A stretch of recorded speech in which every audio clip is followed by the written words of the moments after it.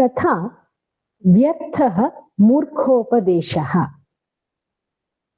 उद्याने एकः आम्रवृक्षः अस्ति।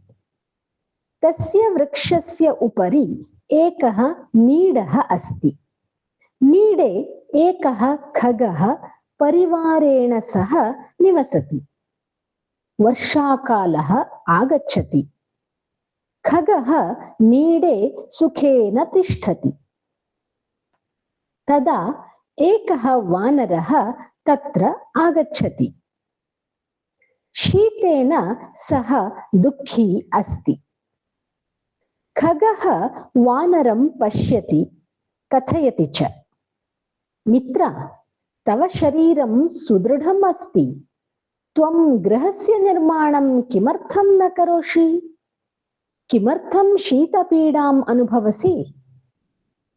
वानरः तस्य वचनं शृणोति, कुपितः च भवति। सः वृक्षम् आरोहति, तस्य नीडं खण्डशः करोति।